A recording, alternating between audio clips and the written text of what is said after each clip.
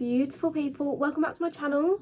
Don't know, I think that's just because I had a nap, so I'm a bit anyway, so it's a couple of days since lockdown 3.0 has been announced. Lovely. And I know like a lot of people are a bit concerned with home workouts, especially if they are used to going to the gym. So I just wanted to come on here and just sort of answer a few questions this week that I know a lot of people have got.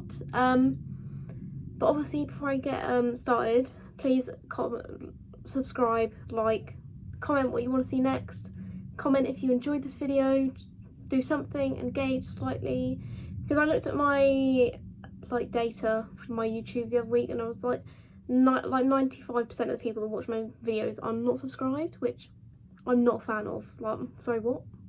So make sure you subscribe, yeah? Thanks. Anyway, so in terms of home workouts, like, I know it's not a lot of fun. Like, I don't particularly enjoy them, but I sort of get them done because at the end of the day I want to be building muscle, so I need to do my workouts no matter how much I don't enjoy them.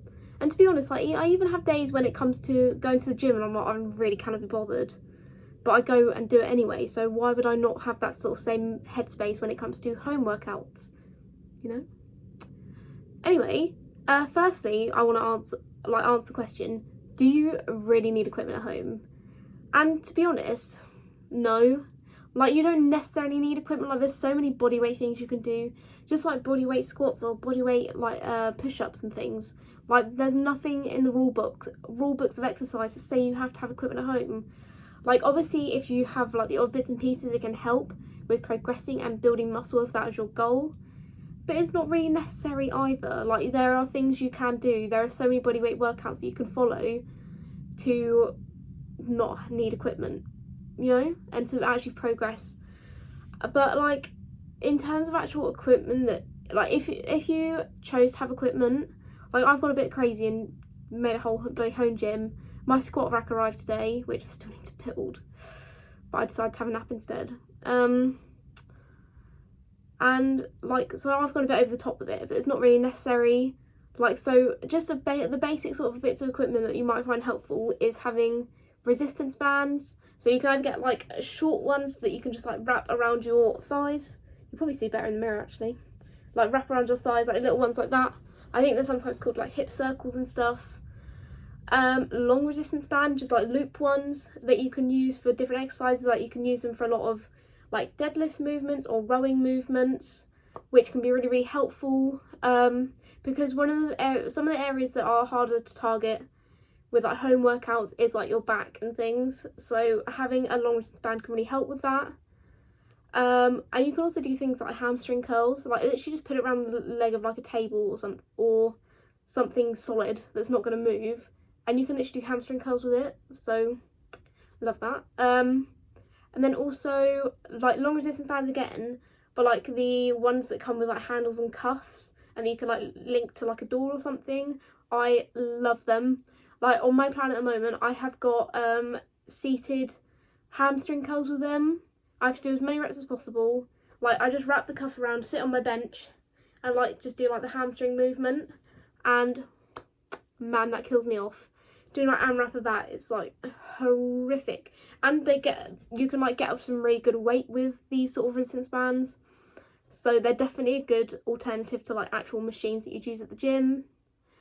And I think, to be fair, like, that's sort of the basic equipment, like, because you can really vary the weight and resistance that you use with the bands. If you wanted weights, I would definitely suggest getting maybe some adjustable dumbbells or like a kettlebell or something, just if you do want to incorporate some weights into your workouts. And I know people are definitely concerned about how to build muscle at home.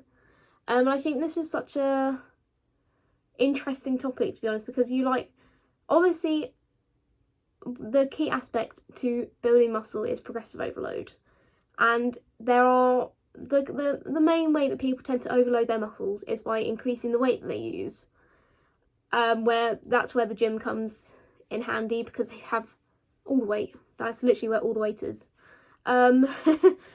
So like they have all the machines so you can target specific muscles in your body. You can do proper isolation things that you can't necessarily do outside of the gym without those machines. But you can still do progressive overload at home. Like, you don't need purely weights to do progressive overload. The key with overloading your muscles is to just keep making them work harder.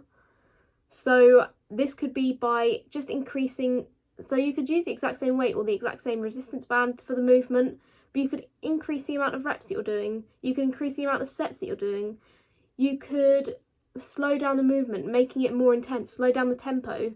So say, for example, you're doing, body weight squats. You would just want to lower yourself down a bit slower, hold it for a second or two at the bottom, and then slowly lift back up. And even to make it harder with a body weight squat, instead of going to full like hip extension at the top, just stop before you get right to the top, so then it's like constant tension. So then your muscles are constantly like contracting and being worked, if that makes sense. So it is like there's so many other ways that you can progressively overload at home that don't necessarily mean you need to have hundreds of kilograms of weights, a whole like rack of dumbbells. So yeah, definitely take things like that into consideration. So definitely at home you will focus a lot more on high volume work. So whether that be doing 50 squats instead of 10 squats with a barbell at the gym, or doing as many reps as possible on push-ups than doing like 8 reps on chest press, on bench press, for example. So it's just taking those things into consideration and just making sure that you're actually really challenging your muscles.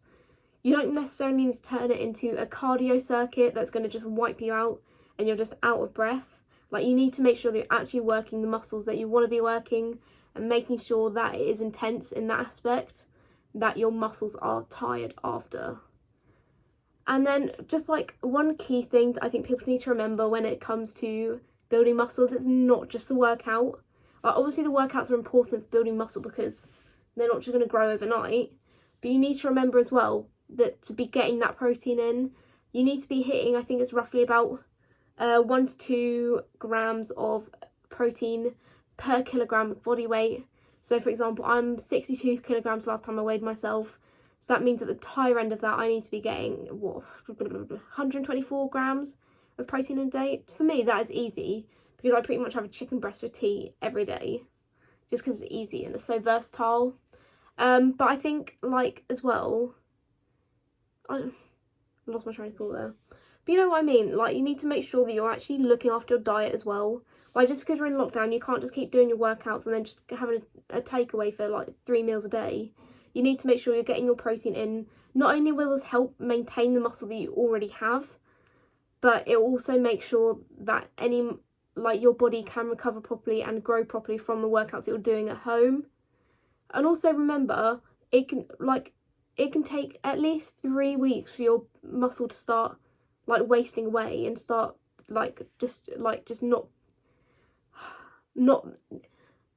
I don't know how to put it into words, but like, it takes at least 3 weeks for your muscles to start wasting away and start like destroying itself, to and that's without any exercise whatsoever. So if you're like doing training, even if you're not doing the most extensive or the most intense training in the world, as long as you're still doing the workouts and eating your protein, there's a really good chance you're just going to maintain whatever you've built from the gym in the first place.